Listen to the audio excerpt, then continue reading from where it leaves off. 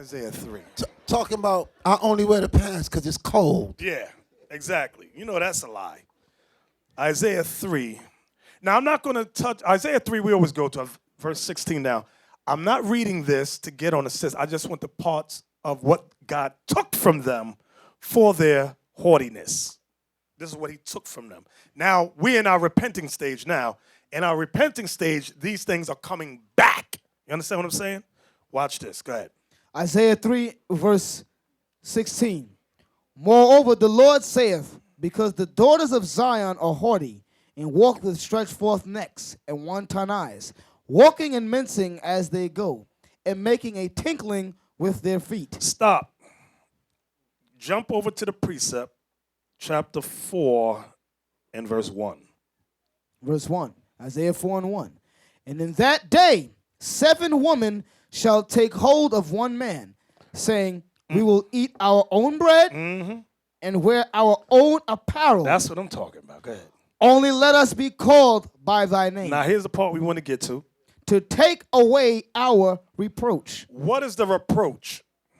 Let me see who's thinking. What is the reproach? Nope. Nobody knows. Hey, let me give you a hint.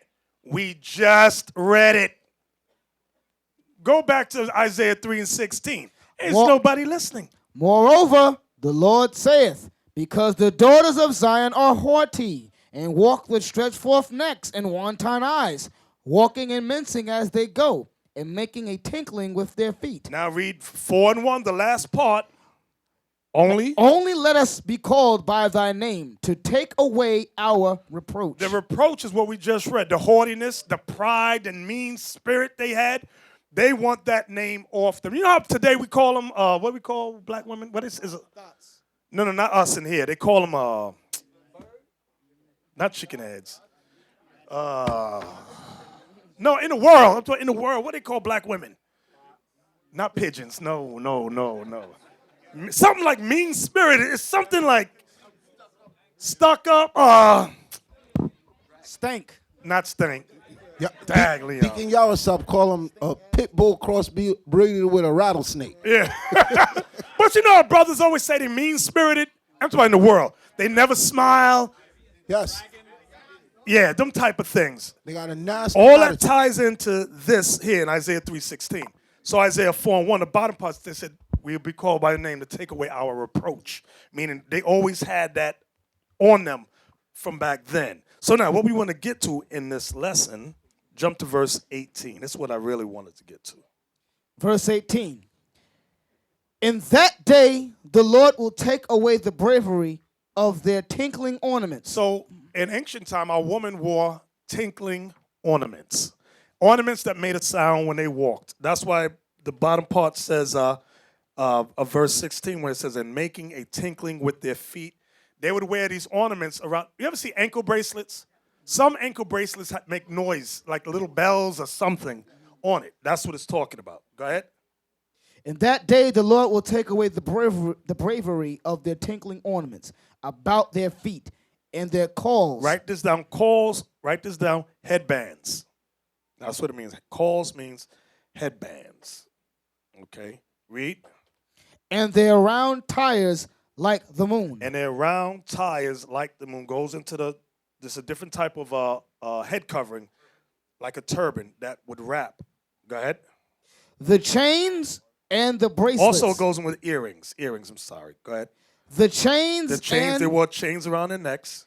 And the bracelets. The bracelets, they wore the armbands, feminine armbands. And the mufflers. Mufflers is a veil.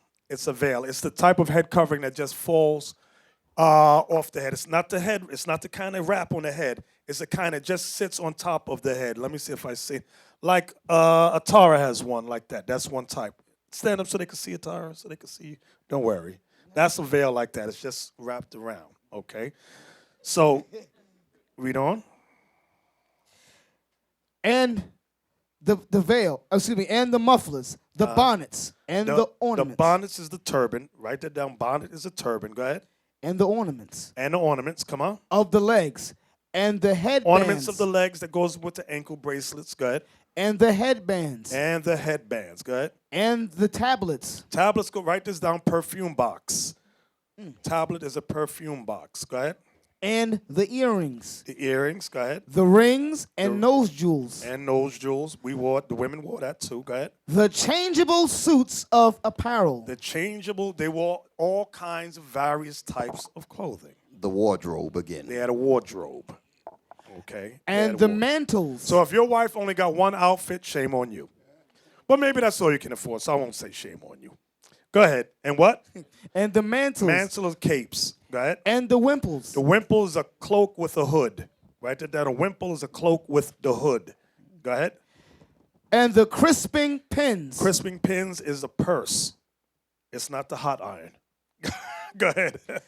the glasses, Glasses means mirror. They would walk around with a mirror. Go ahead. and the fine linen, and the hoods. Fine linen and the various types of head dresses. What verse was that? Verse 23. That was And, verse 23. Go ahead. and the veils. And the veils. Now, do me a favor over here on the site, look up, I believe it's called Bible Hub.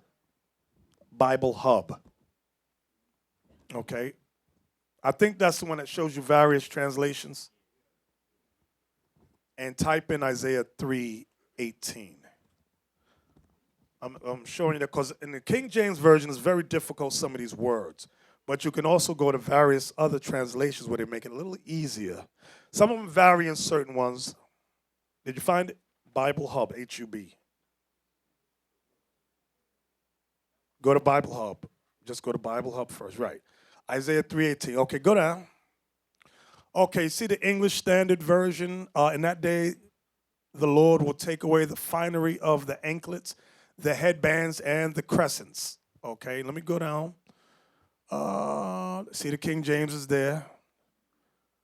Okay, you see the Net Bible. At that time, the sovereign master will remove their beautiful ankle jewelry, neck ornaments, crescent-shaped ornaments. So that's when it talked about the moon. Talk about crescent-shaped ornaments. Okay, go to the next verse in Isaiah 3:19. Just type in 19. Up top, type in 19. Oh, no, hit the arrow. You can just click the arrow, yeah.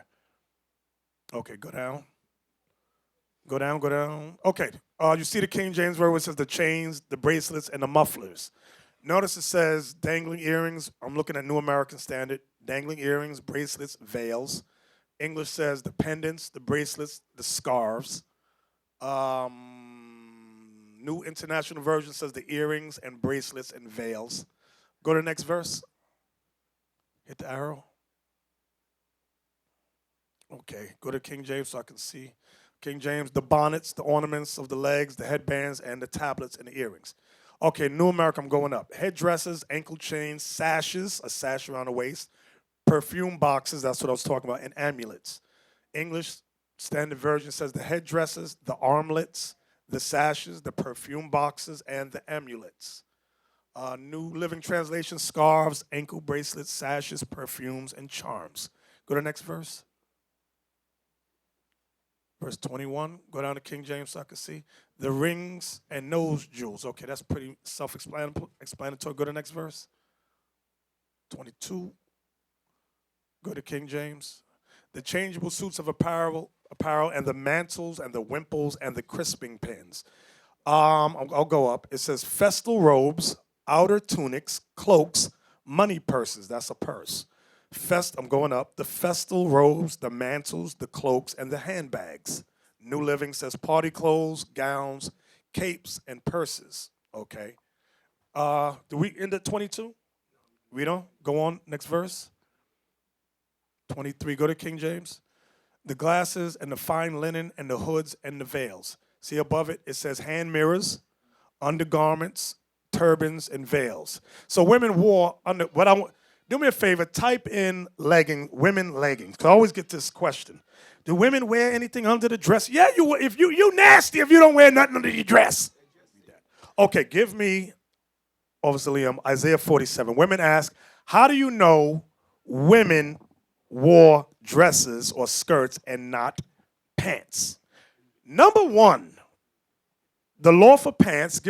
Let's go there first in Exodus. You know I forgot where it is. Help me out here. Exodus 28. Come on. Then I'm going to show you women, the dresses. Exodus 28, verse 41. And thou shalt put them upon Aaron thy brother and his sons with him, and shalt anoint him and consecrate them and sanctify them that they Where's the linen breeches? Verse 42. And thou shalt make them linen breeches. The word breeches, sisters, means pants. This is for the men. Make them linen pants. Go ahead. To cover their nakedness. To cover their nakedness. So now, what did the women wear? So now, you know the scripture says precept must be upon precept. Let's go to Isaiah 47, where it talks about Babylon the Great. This is how you know what women wore. Isaiah 47 and 1. Listen good. Listen good. Come down and sit in the dust, O virgin daughter of Babylon. The virgin daughter of Babylon is making reference to America. Go ahead. Sit on the ground. There is no throne, O daughter of the Chaldeans. For thou shalt no more be called tender and delicate. Notice the daughter of Babylon has portrayed herself tender and delicate, meaning feminine. Go ahead. Take the millstones. Take the millstone. Watch this. And grind meal. And grind meal.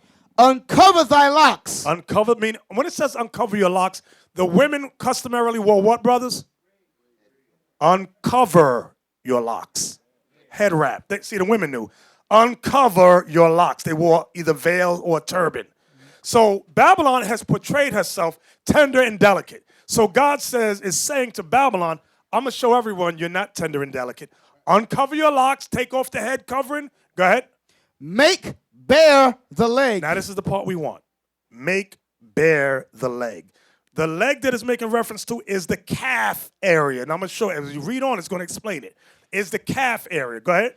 Uncover the thigh. Now it talks about the thigh. So she's lifting her dress so that God is saying, I'm going to show you how evil she is. Uncover your leg so the dress is moving up. She's uncovering the leg. Then it says uncover your thighs. Go ahead. Pass over the rivers. See, that's the key. Pass over the rivers.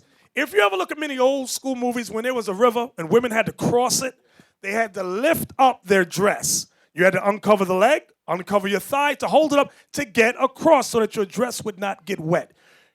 If she was wearing pants, could she uncover her leg and then her thigh? No, it wouldn't work. It's talking about a dress, a skirt. That was the fashion that the women wore. Was that it? Thy nakedness shall be uncovered. Your nakedness shall be uncovered. Go ahead. Yea, thy shame shall be seen. See that? When it says your shame shall be seen, God is saying, I'm going to show the people you're not a virgin.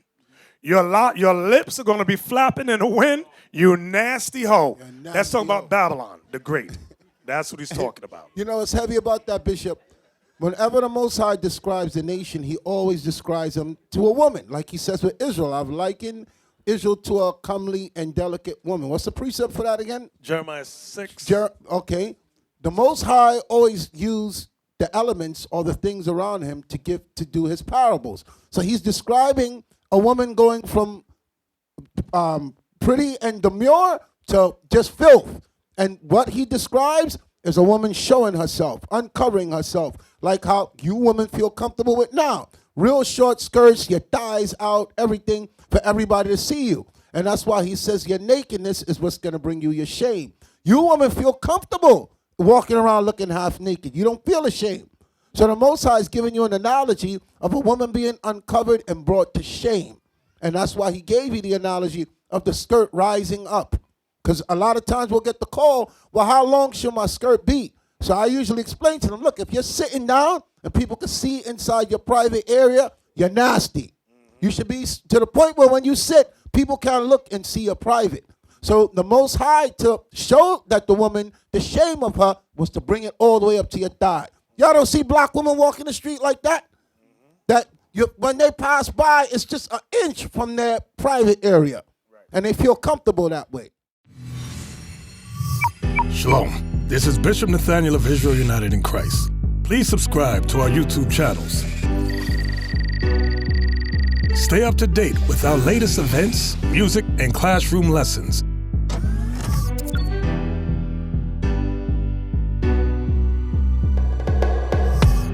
IUIC plans to continue visiting different countries where this gospel has not been preached before. IUIC needs your help in pushing this truth.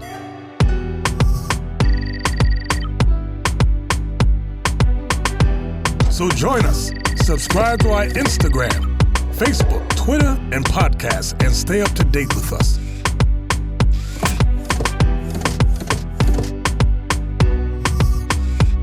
For more information, please visit www.israelunite.org.